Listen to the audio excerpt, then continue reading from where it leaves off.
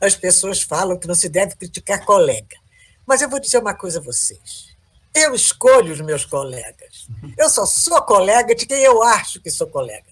Por exemplo, o Sardenberg, no fim de um artigo no Globo, a propósito do próximo governo de Lula, ele cita uma frase do Talleyrand sobre a volta dos Bourbons ao poder depois da queda do Napoleão. Olha a frase que o Sardenberg escolheu. Eles não aprenderam nada.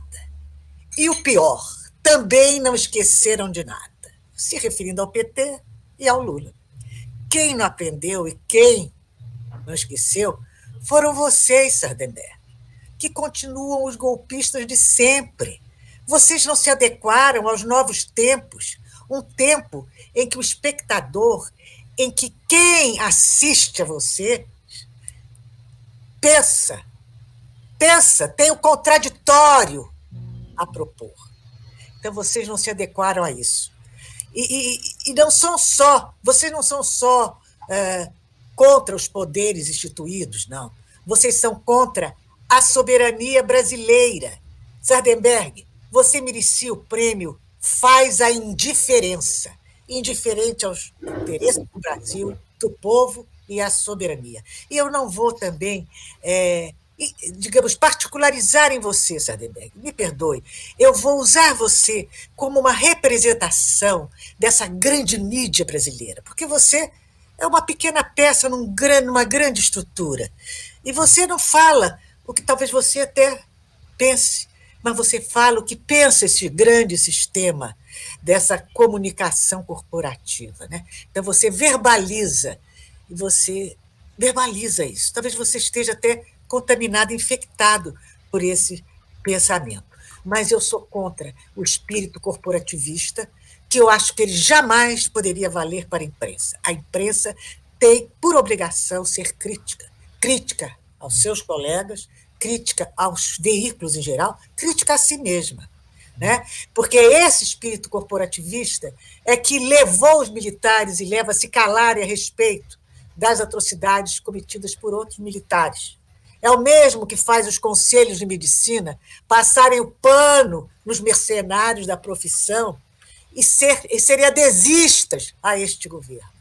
É o mesmo espírito corporativista que endeusa e incensa falsos valores, não só na mídia, mas em todos os setores, sem uma postura crítica, simplesmente por exercerem a mesma atividade. E quando você falava sobre essa questão do Sardenberg, né, como integrante de um sistema, e a gente falou sobre o racismo hoje, no Dia da Consciência Negra, né, porque existe um sistema racista, a Márcia Tiburi escreveu sobre isso. Ela escreveu uma coluna brilhante nessa semana, chamada Golpismo Estrutural, né?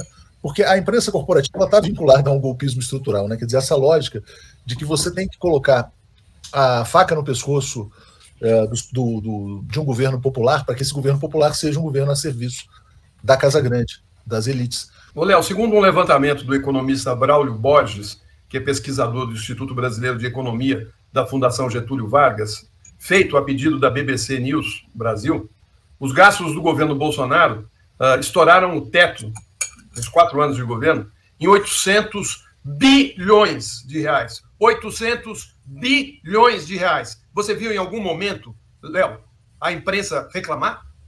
Colocar a faca no pescoço do Bolsonaro porque ele furou, né? Sabe por que não reclamou, Florestan? Por uma questão interessante, porque o Bolsonaro estava estourando o teto para ganhar uma eleição e depois privatizar a Petrobras. Então, mesmo quando ele estourava o teto, ele estava a serviço do mercado. E aí era permitido, porque era por uma boa causa. Ele privatizaria tudo.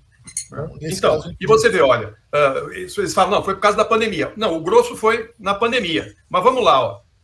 Em 2019, Bolsonaro furou o teto em 53,6 bilhões, quase 54 bilhões de reais, né? Aí, em 2020, gastou 507, quase 508 bilhões, que foi um período da pandemia. E aí, tá certo, o Congresso liberou, né? Mas em 2021, quando a pandemia já estava resolvida, ou bem encaminhada, no sentido de já ter vacinas e tal, o governo Bolsonaro furou o teto em 117 bilhões. 117 bilhões, né? E agora, esse ano, furou de novo em 116 bilhões de reais, né? Ou seja, o cara nadou de braçada e tudo aprovado pelo amigo dele lá na presidência da Câmara.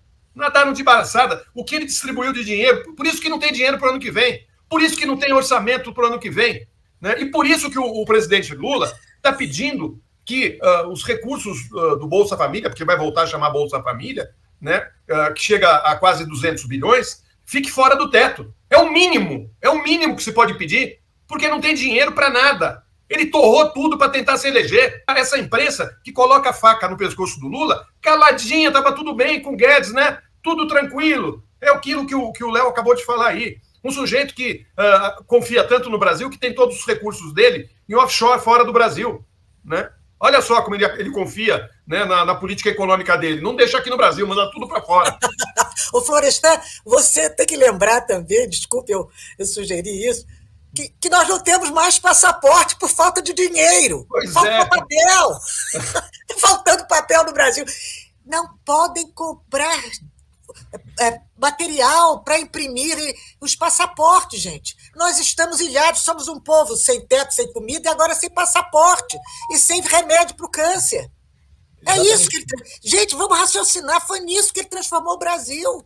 Não, e outra coisa, ele deu esse crédito consignado para o pessoal do Auxílio Brasil dele, né? E o sujeito pegou aquele dinheiro sem saber, queria muitos, sem saber que iam ter que pagar. E pagar pesado, porque os juros é alto. Agora, no começo do ano que vem, chega a fatura. E o sujeito que ganhava 600 vai ganhar o quê? 300 e poucos reais? Quando ele vê que não chegou o dinheiro todo, ele vai achar que é o Lula que cortou.